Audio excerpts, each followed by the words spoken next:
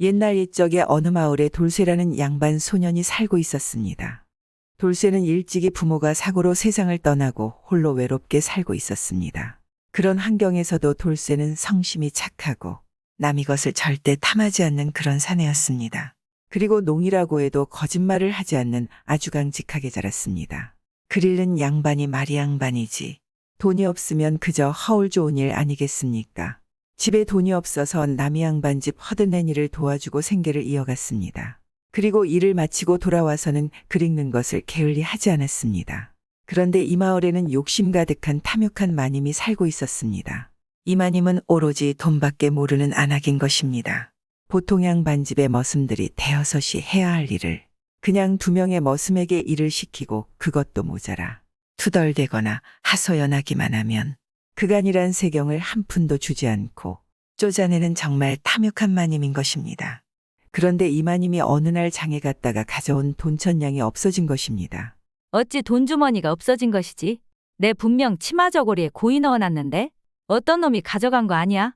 그렇게 마님은 생각하고 함께 따라온 종들에게 찾으라고 고래고래 소리쳤습니다. 그런데 아무리 찾아도 돈주머니는 없는 것입니다. 집에 돌아온 마님은 끙끙 앓다가 좋은 생각이 떠올랐습니다. 그래서 방을 걸고 이렇게 써놓았습니다. 천냥을 주운 사람이 있다면 아무 개한테 오시오. 그 돈을 찾아주면 100냥을 주겠소. 그리고 마님은 잃어버린 돈을 기다리고 있었습니다. 돌쇠가 아침에 일을 하러 나가는데 집 앞에 돈주머니가 보이는 것입니다. 돌쇠가 주워서 열어보니 돈이 1000냥이나 있는 것입니다.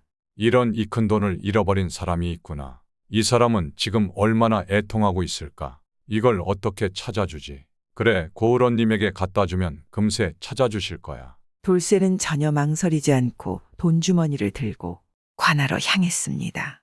그런데 관아 근처에 다다르자 사람들이 웅성웅성 하는 것입니다. 돌쇠가 몽고하니 사람들 사이에서 보자 돈주인이 돈을 찾아주면 100냥을 주겠다는 방이 붙어 있는 것입니다. 돌쇠는 안도했습니다.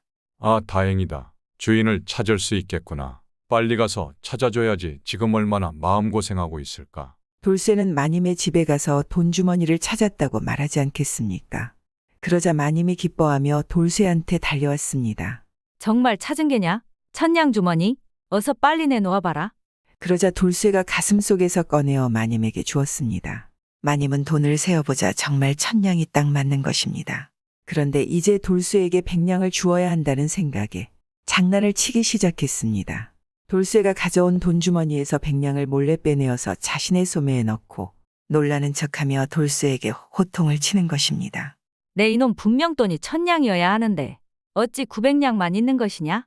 분명 내 놈이 100냥을 훔친 것인 게야. 당장 100냥을 내놓아라. 그러자 착한 돌쇠가 어이가 없지 않겠습니까? 그래서 떨며 말했습니다. 마님 분명 1000냥이 있었습니다. 정말 억울합니다. 일체 한 푼도 가져가지 않았습니다. 그러자 마님이 음흉한 표정을 지으며 돌쇠에게 말하는 것입니다. 내 이놈 정말 안 되겠구나. 널 관아로 끌고 가서 벌을 받게 할 것이다. 그리고 돌쇠를 관아에 고발해서 돌쇠와 마님이 사또 앞에 불려나가게 되었습니다. 이 고을 사또는 다른 사또와 달리 해안이 높고 판결을 아주 잘한다는 소문이 파다했습니다. 그런 사또가 자초지정을 다들은 후 고개를 끄덕이었습니다. 그리고 마님의 안 좋은 소문을 익히 들은지라 판결하기 쉬웠습니다. 사또는 돌쇠를 보며 차분히 말하는 것입니다. 내가 이 돈주머니를 주었을 때는 여기에 얼마가 있었느냐? 돌쇠는 거림낌 없이 말했습니다. 예, 1000냥이 있었습니다. 그러자 사또가 다시 마님을 보고 말했습니다. 당신이 이 주머니를 열어보니 얼마가 있었습니까? 예, 900냥이 있었습니다. 이놈이 돈을 보니 흑심이 생겨 100냥을 훔쳐간 것이지요. 그러자 사또가 기다렸다는 듯이 마님을 쏘아보며 말했습니다. 당신이 잃어버린 것은 1000냥 돈주머니인데 이자가 준 것은 900냥 아니오. 그럼 돈주인한테 잘못 돌아간 것 같소. 다시 이자에게 900냥을 주고 1000냥짜리 돈주머니를 찾아보시오. 그리고 돌쇠야, 너는 900냥을 잃어버린 사람이 더 이상 찾아오지 않으면 그건 내 몰이다. 그리 알고 물러가라. 탐욕한 욕심쟁이 마님은 100냥을 아끼려다 그나마 들어온 900냥까지 날기게 되었습니다. 그래도 사또의 말이 맞는지라 아무 말도 못하고 집으로 갔습니다. 그리고 사또가 돌쇠를 잘 보니 비록 행색은 초라하지만 눈빛이 아주 맑고 강직해 보였습니다. 그래서 이방을 불러 관아에 소일거리를 주었습니다. 서찰을 정리하고 판결문을 모아두는 서고에서 일하게 시켰습니다. 900냥과 일거리가 함께 들어오니 돌쇠는 너무 기쁜지 않겠습니까? 그런데 돌쇠는 한 가지 아쉬운 게 있었습니다. 일찍 조실부모해서 혼례를 치르고 자식들을 많이 낳고 싶었습니다. 그러던 어느 날 돌쇠가 사는 마을에는 아주 커다란 소나무가 한 그루 있었는데 그 소나무 바로 아래의 집에는 혼기가 꽉 찬 딸이 있는 부부가 살고 있었습니다. 돌쇠는 집 근처를 지나다가 집의 딸을 보게 되었고 한눈에 반하여 연모하게 되었습니다. 그래서 늘 돌쇠는 소나무를 구경한다는 핑계로 집 근처를 기웃기웃하였습니다. 하루는 부부가 친척 집에 경사가 있어서 집을 떠나고 딸이 혼자서 집을 보고 있었습니다. 그런데 돌쇠가 그것을 알고는 몰래 집에 가서 이 처녀의 양어깨를 잡았습니다.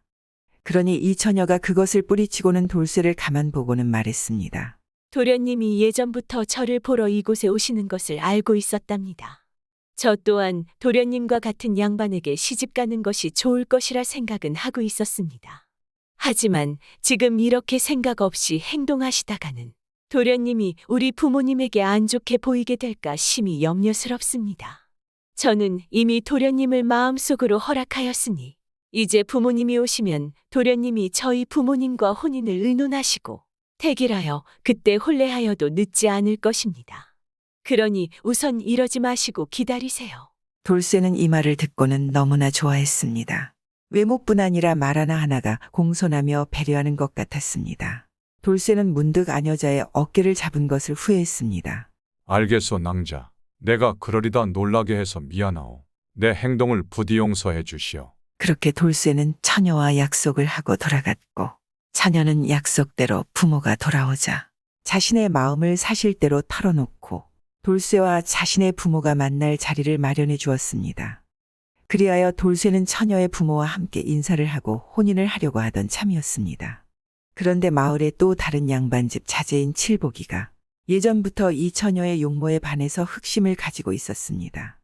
이 처녀가 돌쇠와 혼인을 약속하였다는 사실을 알게 된 칠복이는 너무나 분했습니다. 아니, 내가 돌쇠 놈보다 못한 것이 무엇인가? 그 놈은 가난뱅이에다가 글자도 다 제대로 알지 못하는데 나는 잘 배웠고 돈도 많고 돌쇠 그 놈은 조실부모한 고 하나 다름없는데 이대로 낭자를 빼앗길 수는 없지. 칠복이는 그렇게 못된 마음을 가지고 돌쇠를 몰래 납치하여 선발을 묶고 입을 틀어막아 자기 집에 집단 쌓는 곳에 아무도 보이지 않게 처박아놨습니다. 그러니 돌쇠는 그곳에서 꼼짝달싹을 못하는 처지가 되었고 물도 밥도 먹지 못하여 곧 죽게 생기지 않겠습니까?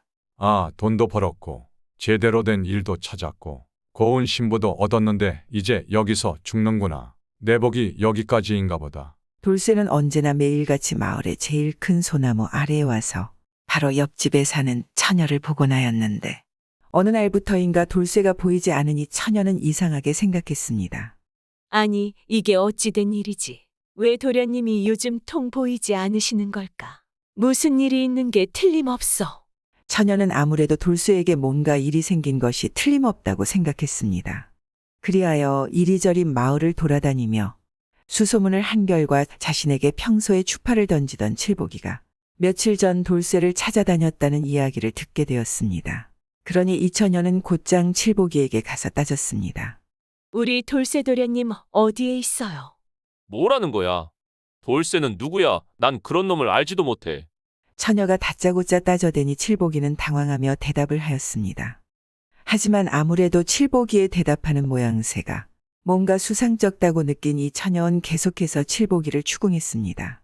그러니 칠복이는 끝내 대답을 하지 않고 당황해하며 방문을 닫고 그냥 들어가 버렸습니다. 이 집 어딘가에 도련님이 있을 거야. 빨리 찾아야 돼. 안 그러면 서방님에게 무슨 일이 생길 거야. 이 처녀는 결례를 무릅쓰고 용기를 내어 집을 헤집고 돌아다녔습니다. 평민이었던 그녀가 양반의 집을 뒤진다는 것은 몰매를 맞을 일이었으나 그녀는 그것을 염두에 두지 않고 집을 뒤졌습니다. 그 기세가 워낙 드세니 칠복이 집에 있는 하인들이나 사람들도 무척 당황하여 그녀를 막지는 못하고 어리둥절하고만 있었습니다. 그렇게 그녀가 드디어 칠복이의 창고를 뒤지니 그곳에서 곧 죽을 지경이 되어버린 돌쇠를 찾아낼 수 있었습니다. 그녀는 돌쇠를 풀어주었고 주변 사람들의 도움을 받아서 돌쇠를 자신의 집으로 데려와서 물도 주고 미음을 입에 넣어주어 돌쇠의 목숨을 구하였습니다. 그리고 그녀는 곧장 관아에 이 사실을 고발하였습니다.